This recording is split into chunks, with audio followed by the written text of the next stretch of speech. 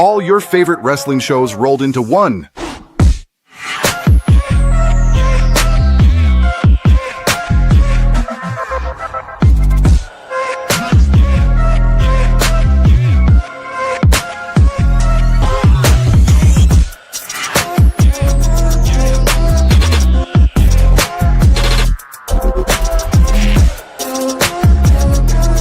Welcome to the We Book It podcast. Let's start the show.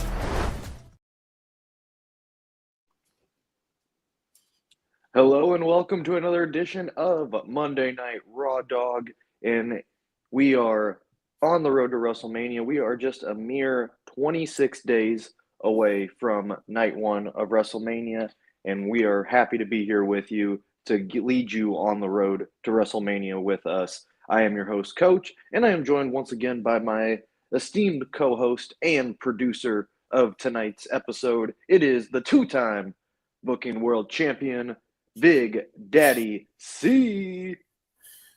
What's going on, We Book It fam? What's going on, Coach? Coach, mind if I give about 2 or 3 minutes? Well, it'll just take 2 minutes or so.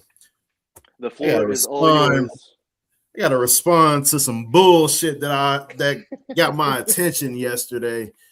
So yeah, Mr. Virgil called himself having a little, his own version of, Frito's Fave or free. What was it? The Unfaved Five. The Unfaved Five.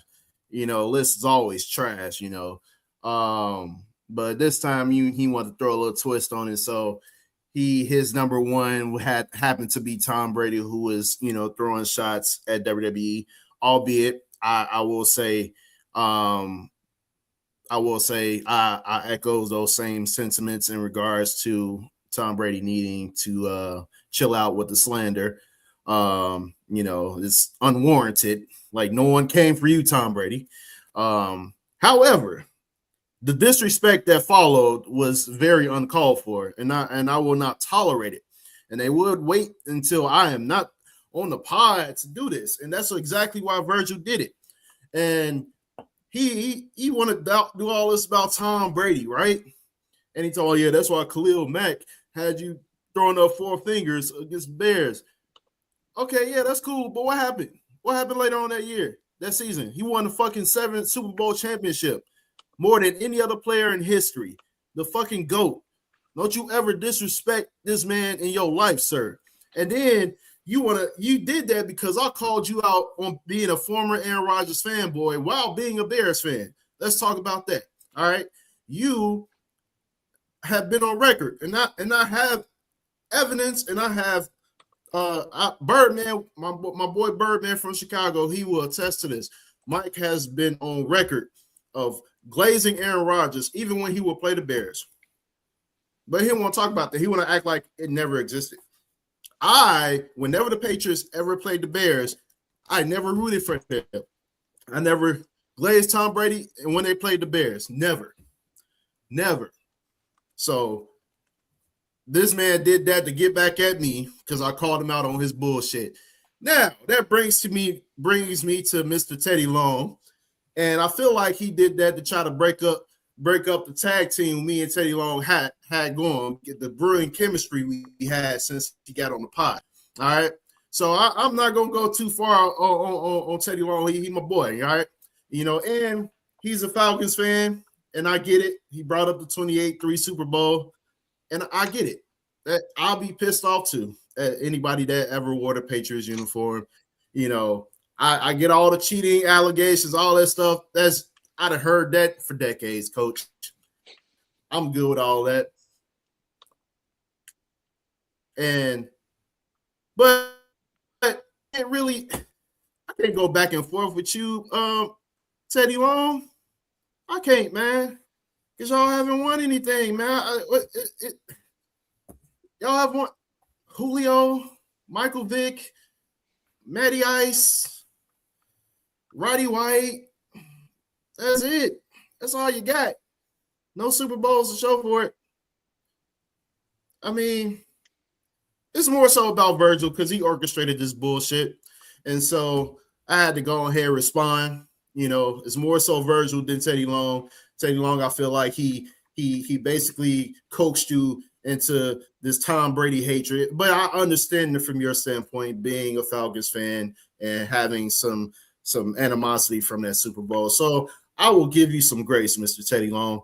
Virgil, fuck you. Go ahead, coach.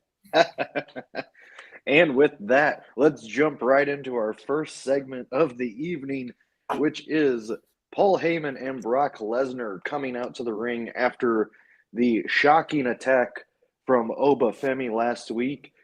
Paul Heyman coming out claiming that Femi is just overhyped and took advantage of Lesnar because he had to deal with Seth Rollins at the same time. He went down the list of all of the opponents that Brock Lesnar has faced at WrestleMania for people who thought they could be the one to finally tame the beast. And it was only until Oba Femi entered the ring again, strutting down, and Lesnar got Oba up on his shoulders for an F5, but Oba got out of it and then clotheslined Lesnar out of the ring. And thank you for that comment. Your list are always trash. And I will repeat what I just said earlier. Fuck you. Go ahead, coach. And as Lesnar was out of the ring, you could see him in distraught, like really freaking out that this has happened twice in 2 weeks. I will say this, Heyman played this perfectly because despite him showing off his bravado and his confidence, you could still see, like, in his body language how shaken he was, like knowing, planting that hint of doubt that maybe Femi is the one to finally beat Brock Lesnar. And you know, we said this in our group chat. If Oba keeps doing this, that just means that Brock's going to win at Mania. So what I want to see going forward is I do want Brock to get some cheap shots in. So then that way it kind of evens it out. And then we go into Mania with kind of a, okay, what could happen situation. Because historically in WWE, when you keep getting the upper hand on somebody for weeks on end, you are going to lose that next big match. So I would like to see some of that the ruthlessness and cheap shots from Brock Lesnar to get on top of Oba before their match. But see, what do you think of our opening segment? I give it a 28 out of 3. Oh, my bad. Sorry, taking long. But no, it was sir, if you were fucking watching, you know that I actually did throw a few shots at the Falcons. All right, yeah. And the only reason I didn't give him as much energy as I gave you, because I know for a fact that you put Tom Brady on that list just to spite me, because I was not there. All right, yeah. So for the third time, fuck you. Go ahead. Oh, my bad, coach. I was giving my reaction. See, you got distracted, man. Goddamn, you're all good. You're all good. Over here distracting the proceedings, man. But anyway, but yeah, man, this segment was awesome. Like you said, I agree with you. Like, you don't want to have Oba get too much momentum. You don't want to have him kicking Brock's ass every week, making him look like a bitch. You know, because obviously that's gonna make it seem like Brock is going to win. And I was starting to get that feeling too. I'm like, oh damn, like, because Brock over here smiling and all that shit. You know, I was like, because in the past when you've had people that could like challenge Brock and really like go at him, and like they week in, week out, they were like abusing him and kicking his ass on Monday Night Raw. We saw with Samoa Joe, we saw with Omos, we saw with Braun Strowman. You know, Goldberg had his way. Undertaker, all these guys that went against Brock Lesnar and had these big matches. They will always get the momentum more than Brock would against them, and so we know the final result would end up being Brock Lesnar getting the victory at that particular pay-per-view that they have the match at. So yeah, I definitely think that Brock got to get some cheap shots in, actually have some of that heel momentum going in and so yeah, I'm ready for this match, man. I'm glad that they pulled the trigger on it and not waited too late. And so we'll see what happens at Mania or in the coming weeks leading up to Mania to see how much momentum each guy has. All right, we get to our first match of the evening, which is the Usos versus the Vision, and this was not a tag team championship match, but this was, in a way, a number one contenders match for Logan Paul and Austin Theory. This was, pretty solid to begin with. Nothing too crazy to talk about. It was more the ending that got everyone's attention when Logan Paul was pulling out the brass knuckles again, only for LA Knight's music to hit and coming out of nowhere to knock Logan Paul out. He then stole the brass knuckles, threw him in the ring to Jey Uso. The ref sees Jey with the knuckles and was saying, hey, don't do it. Don't just put them away. But Jey is on a warpath and he uses the brass knucks on Austin Theory, causing a disqualification.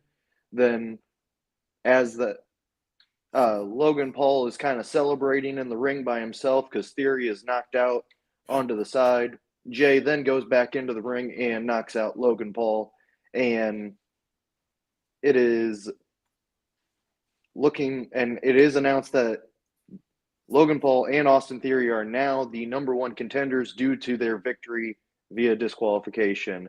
I think the main side of this is Jey is, ever since Roman came back, Jey is starting to get that heel side again. And it escalates later on in the evening that we will get to. But it was surprisingly also, this was the 1,000th match that for the Usos as a tag team. Very interesting note there. Yeah. Like on WWE television. So I found that part very interesting. But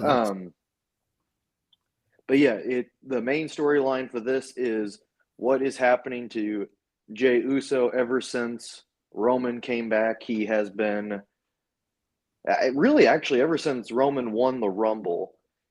Jey has been kind of on this warpath, and in a way he has been very yeetless with his antics. So see, what do you think of the match itself and everything afterwards? Honestly, the match itself, it's like we got Usos, Vision. It's almost like ever since the start of the entire Vision storyline, I've been over them going against the Usos in some combination. And so I didn't care too much for the match itself. But in terms of Jey crashing out as usual, it's very interesting because it's almost like how it was when Jey first started to go at Roman. He challenged him for the Undisputed Championship. When the whole tribal chief storyline really became a thing. It's almost like part of me feels like we may get back to that at some point. I think Jey, there's some jealousy there. In the words of Nick Jonas, he still gets jealous. Yeah. There's some jealousy there, man. I feel like he's always been jealous of Roman, because Roman has the tendency to, little bro him or son him, from time to time. And so I feel like it always happens when they're on TV. And I know, especially now that Jey has been world champion, he feels like he's on that level as Roman. And so him being, now I know he back with his brother as a tag team, but it's like he sees their world championship. It's like, and it makes you think back to what CM Punk was telling, Cody, how the championship tends to like make you a villain in a way, like it consumes you. And I feel like that pursuit, not only the pursuit, but the championship reign itself kind of consumed Jay in terms of like his, pursuit for it to get it back. And he never did. And we'll touch on that later, but he never did get a rematch for it after losing. And so, I'm sure he wants that back. And just seeing Roman win the Rumble and, come back and win the Rumble, and now he's going against CM Punk, the very guy that beat Jey Uso to win that championship. I'm pretty sure that it's eating at him on the inside. And so I'm pretty sure things are going to get very interesting in the coming weeks, because part of me feels like we may not be getting a singles match. This may end up being a triple threat. So, but we'll discuss that further, but go ahead. All right, and then we get to our next segment, which is Becky Lynch coming out to the ring and belittling AJ Lee and basically calling her out and addressing why she attacked her. She talked about how Becky ended the Divas era, which in a way she did, so kind of truthful there. And that AJ Lee is just a shell of her former self. AJ Lee then comes out and then issues the match, the challenge at WrestleMania. So it has been accepted. So we will have a women's Intercontinental Championship match between Becky and AJ on the WrestleMania card. One thing I think for this match, and I want to see if you agree with me on this, I feel like we need a stipulation added to this match. I don't know what it could be, though. Could it be a street fight? Could it be loser doesn't get to challenge again? There's something that could happen with this, because I don't think a one-on-one normal match will do this any justice, because we've already seen that. Mm-hmm. Technically, we've seen it twice if you count the WrestlePalooza one. I think you need a stipulation for this. Yeah, I agree. It as heated as this rivalry has been, it cannot be just a simple one-on-one. Because if I can recall, when Becky was feuding with Lyra, I don't think that last match was a normal one-on-one. I forgot what kind of stipulation it was. But whenever we have grudge matches or just like rematches in general, well, in this case, it'll be, well, AJ is up 2-0 technically. Mm-hmm. So, depending on how much momentum, how things go, my guess is that it will have to be there is a stipulation that had to be something Becky would come up with. I don't see AJ, coming up with a interesting stipulation for this match. I think it'll be on the part of Becky. So if there is a street fight, it'll probably be like a Irish related street fight or something like that. Yeah. So I can see that happening. It could be maybe because they're in Vegas, so they'll probably figure something out. They'll probably have a Vegas style street fight. Sin City street fight is usually what happens. So yeah, I think that may be the route that they'll take. It'll be some type of no DQ type match. So all right, we move on and we get to our next match, which is Javon Evans taking on Grayson Waller. And this match, was mainly just a spotlight for Javon, and there's nothing wrong with that. But it's just it just seemed like a kind of a wasted match, honestly. It was nice to see Javon get the win, but there was really nothing else great about it. And I don't think that's any fault of Javon. I think it's the fault of the booking in this situation. They are really pushing the storyline of Kofi wanting to mentor Javon and be the next Kofi Kingston.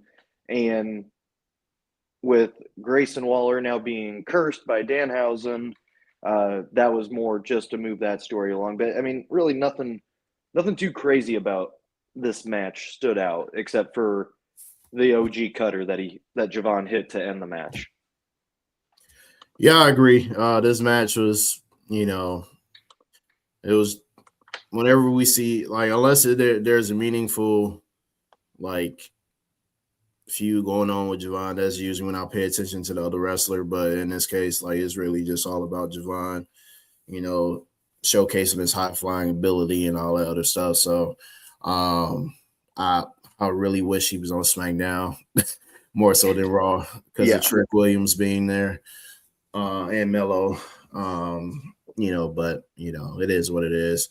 Him and Kofi, I wouldn't mind them having a banger match at some point. Like if they haven't already faced each other, but I definitely like just seeing the similarities in their, in their styles of wrestling, I wouldn't mind seeing them two go at it. But yeah, I have no other thoughts on it. All right, we get to our next segment, which is Paul Heyman coming back out to the ring and basically baiting Seth Rollins to come on out. He says that Heyman wants he is begging Rollins to just put him out of his misery. But then he also lays out the trap of, oh, I forgot to mention you. I also have a restraining order against you. And so you can't touch me or be within 50 feet of me, to which that brings police out. And as they are escorting Rollins out of the ring, Heyman starts doing Heyman things and going for the low blows, talking about how if Rollins gets arrested, that his wife will divorce him and then marry half the locker room and eventually put up their child to Child Protective Services, to which Paul Heyman will be her new daddy. And that got Seth Rollins to come back into the ring and start beating up Paul Heyman, to which Rollins gets arrested.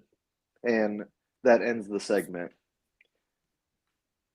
Despite all of that, we know this is just a hold in place kind of thing right now until Braun Breaker gets back. It is reported that he is starting his workouts at the Performance Center to get back into in-ring shape. So hopefully a WrestleMania match between him and Rollins will happen. But until then, Heyman and Seth, they're building this feud right now, and I'm not disliking it at all. I like it so far. And I think this was a nice touch that Paul Heyman put on, a nice little swerve that we haven't seen in a while for that. Yeah, I enjoyed it for the most part. Just the intensity of it all. I knew, Paul was going to find a way to get under the skin of Seth Rollins just by being personal, like mentioning family and the kids. But it was very interesting when he mentioned that Becky was going to divorce him and marry half the locker room. Let me just say, Becky's an attractive woman, but she ain't got it like that. That's one. I was trying to use the other gong. I just saw one gong here, and I don't know where the other one is that Mike has. But anyway, but yeah, she ain't got it like that. And like, she ain't no Lita, no Trish Stratus around here, no Mickey James, just to quote, name a few that and got around in the locker room back in the day.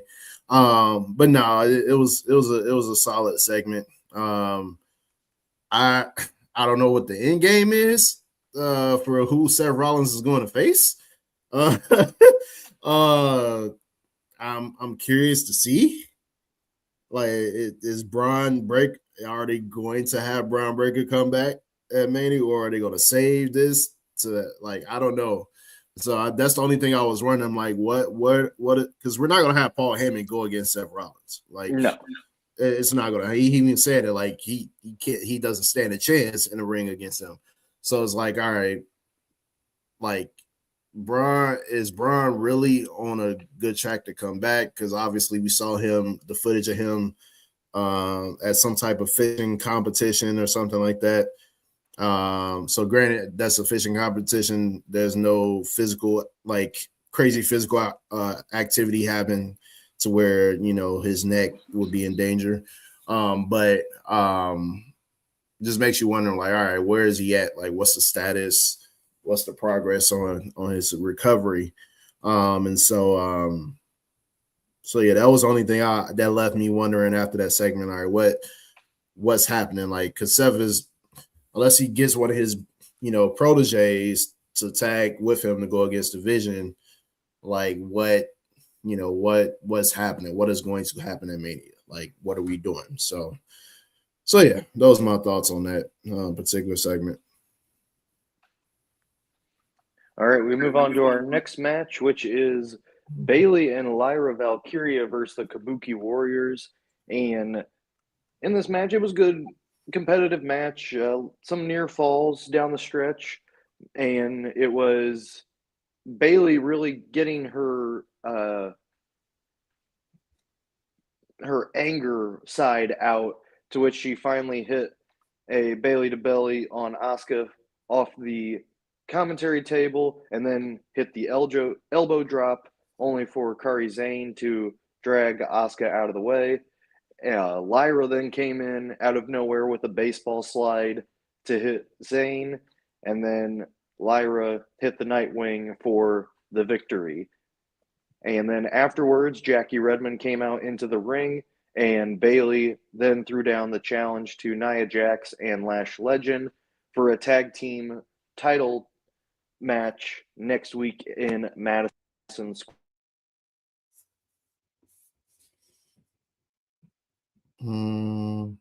I can't hear you, Coach. Oh, your voice went out for a minute. Oh, sorry about that.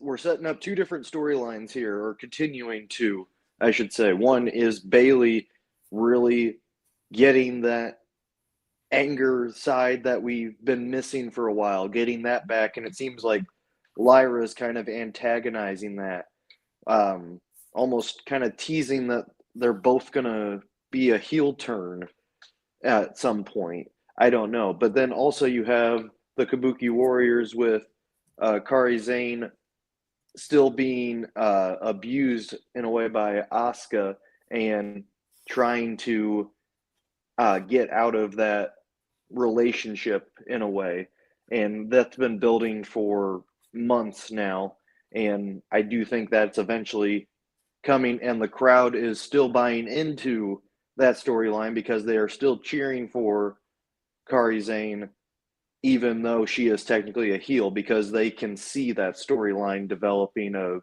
she's eventually going to turn face, and when she does, it's going to be a really big pop, because people are going to finally be like, yes, she stood up for herself. Yeah.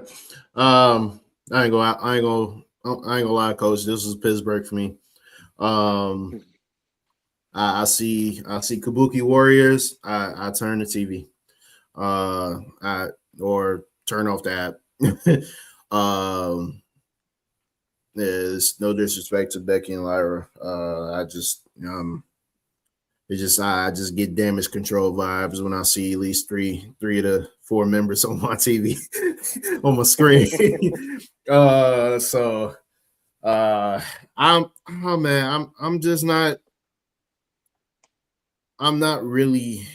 I'm honestly not interested or invested in the women's tag team championships or just the tag team division in general. I think after,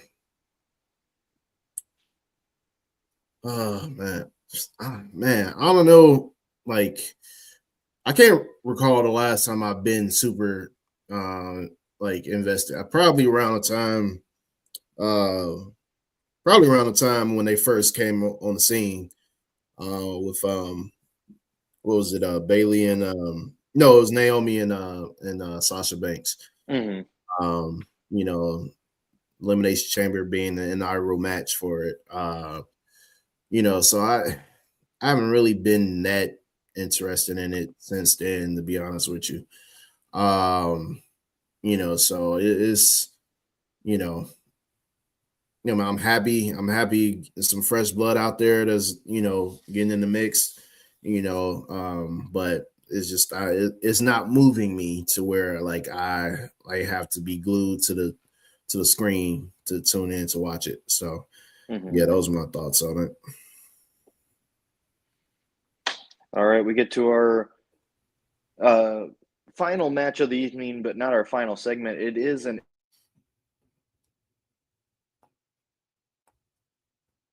Penta and Dom Mysterio, and as we get to the match, this is Liv Morgan coming in and with Dom, and then Stephanie Vicaire attacks Liv from behind, and they brawl in the gorilla area. The match still continues on. Mysterio was in control for a lot of the match, and as he was just about to land his frog splash, Finn Balor returns, and then as that is distracted, he beats up JD McDonough. Dom then gets rolled up by Penta for the win. Balor then comes in and hits JD McDonough with a coup de grace, and that was basically it for that segment. Yeah, I kind of figured that was going to be the route that they take. I was slightly disappointed. I thought they were going to throw maybe do a teaser, because I'm not going to say obsessed, but I am wanting the Demon Finn Balor to return so badly, and I feel like we might get it at Mania. But normally when they do that is when he like has to be like under pressure to do it. Like as in like he just all stops are being pulled out. Like I feel like I don't think he's reached that point yet. Maybe if he gets beat down next week, you know, he'll bring it out at Mania. But I think I was hoping we get a little teaser, you know, maybe like, oh yeah, I may have to call upon an old friend or something like that, you know, kind of throw out a teaser. But yeah, I'm glad that they finally pulled the trigger on this Dom versus Finn Balor feud. So, you know, we'll see how everything unfolds. All right, we get to our final segment of the evening, and it is CM Punk coming out to the ring. Before he does, he is met by Jimmy Uso in Gorilla and says, "I'm not going to tell you what to say, but I just want to let you know, be careful, because my brother's on a warpath right now."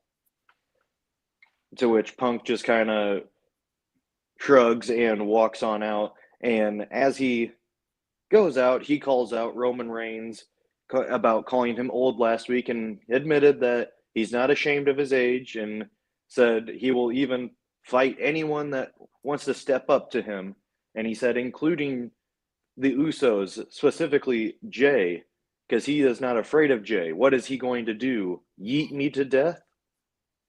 To which Jay hit the ring and threatened to fight Punk, and kept saying that I will squash your old ass and everything. To which Punk said, you never got a rematch for this World Heavyweight Championship. Why don't we do it right here, right now?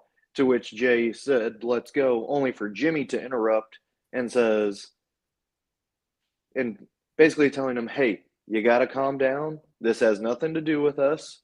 Just let Roman handle this. To which Jay says, Roman's not even here. And then Roman's music hits. And he comes out, and I want to point out probably the quickest entrance he's had in 5 years. I just want to point that out. That was the fastest entrance I've seen Roman Reigns do. He didn't even stop to pose or anything. He just walked out and he got into the ring. He calmly said to Jimmy, said, I say this with love and respect, but you guys got to get out of my ring right now. To which they both did. And Punk is just egging him on, saying, Roman usually needs help, so why don't you stay? And that's when Jay officially lost it and starts attacking Punk, only for Punk to hit Jay. Jimmy then comes in to hit him, and then Roman hits a Superman punch. And then as that is going on, Roman is getting the Usos out of the ring. Referees and officials are there trying to break it up. Jimmy then tells Roman, hey, you need to smash him and get him. No, it was Jay. Jay. Sorry. I thought I said Jay. He tells Roman to smash him and get him for everything that he said about the family, to which Roman gets that, his nostrils flaring and that look in his eyes, and he spears Punk into the apron and then kicks him out of the ring and power bombs him through the announce table. And as Reigns walks away, glaring at Punk, Punk is laughing and saying, I'm not the one who needs help, basically goading Roman into doing what he wanted. The main thing that we're going to talk about here is Jay kind of calling the shots of what to do, and that kind of adds a new wrinkle into this rivalry. And again, bringing up the point of he never got his rematch for the World Heavyweight Championship.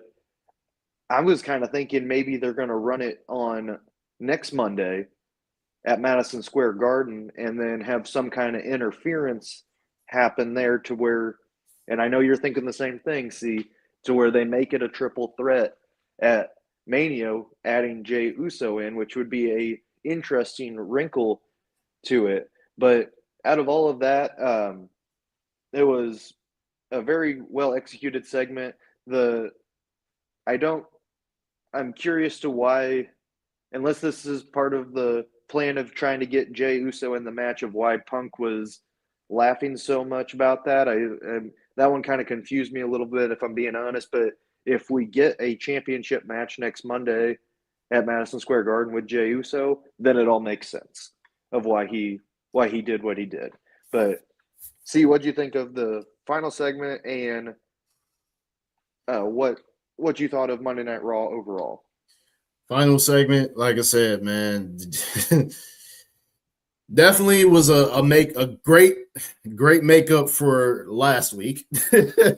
We finally got, some more action, I definitely think that, Roman had to do something, man. He had to do something, bro. Like he had to get his lick back for real.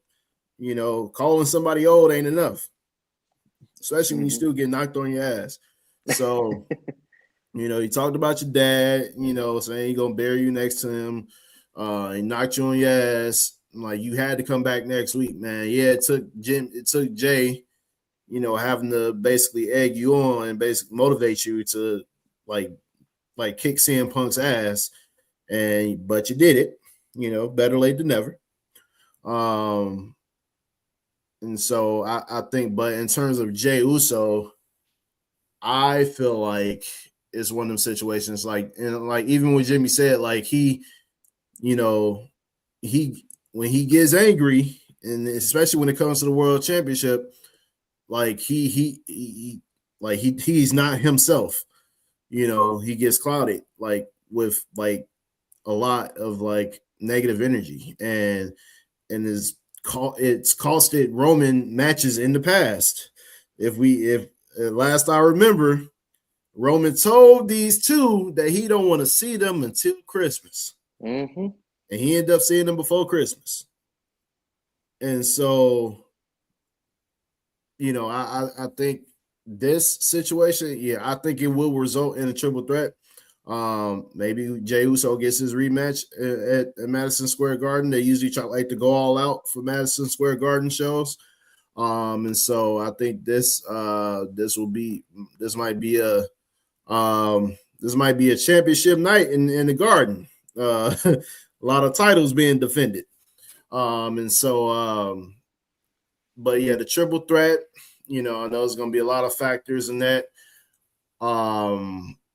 Like I said, in regards to with Jay, I think that may end up him and Roman may end up running it back to go 1-on-1, because I feel like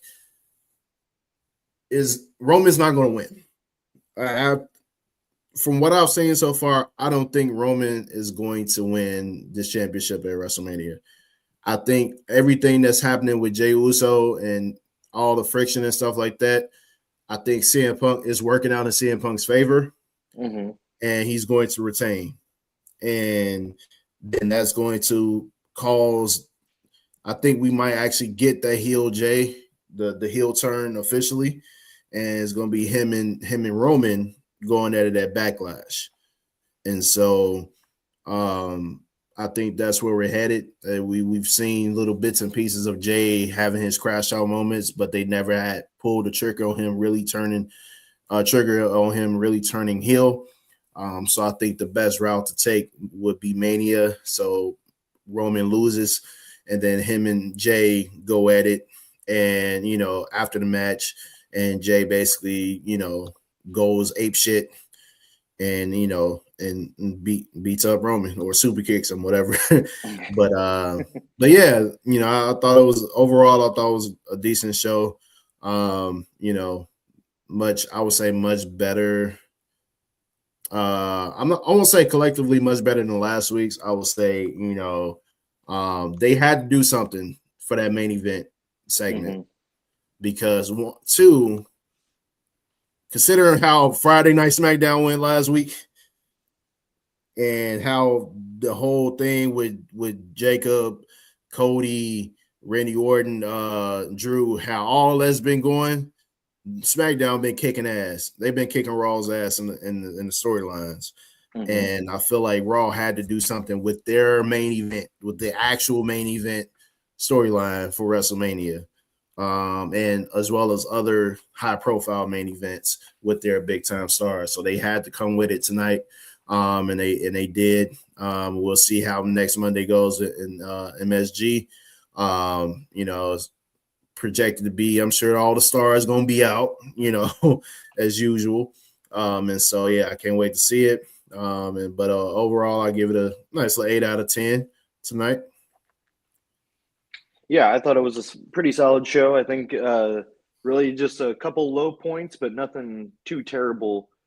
I think the main storylines getting the attention was the right call tonight, and it was executed fairly well. And that's going to wrap it up for us tonight here on another edition of Monday Night Raw Dog. Thank you to everybody who listens or watches our podcast. We really appreciate you. If this is your first time, please remember to like, share, subscribe to all of our content here at the We Book It podcast. We have tons and tons of shows to talk about wrestling, not just Monday Night Raw. We talk NXT, we talk AEW, TNA, we got SmackDown, and then even sometimes we even go into the AAA style like we did last night on the Sunday show. But thank you to everybody once again. For Big Daddy C, the best producer in the land, I am Coach, your booking world champion, and we will see you next week on a jam-packed Monday Night Raw from Madison Square Garden. Before we go, Coach, I just want to say to Teddy Long, 28-3. And that's all I got to say, brother. Virgil, just know I'm probably going to piss you off a lot this week. Just because you wanted to come at the GOAT, I'm going to piss you off a lot this week. And I might hijack who's next on NXT. Ooh. You know, and just in case Freaky Fritos can't run SmackDown, I might hijack Friday night throwdown. What a SmackDown throwdown. I might do that. All right. And I sure as hell will be back Sunday. All right. I will respond to both of you Negroes on the Sunday pod. Okay. All right. You think I'm going to duck the smoke? All right. I done heard all about Tom Brady, but I'm going to show up. I'm going to show up, and I'm going to have all the arsenal ready. All right. Teddy Long, it ain't so much about you, but chill out on my boy Tom Brady. I agree with y'all that he need to chill out on the slander on WWE, all right, because it was unwarranted. But chill out on my boy, on the GOAT. All right. He's the GOAT, and he will forever be the GOAT, and don't you forget it. All right. But Virgil, hey, I might hijack some shows this week, man. So just be on the lookout. Thought I was a bitch now. Just wait. Peace out, y'all. See everybody.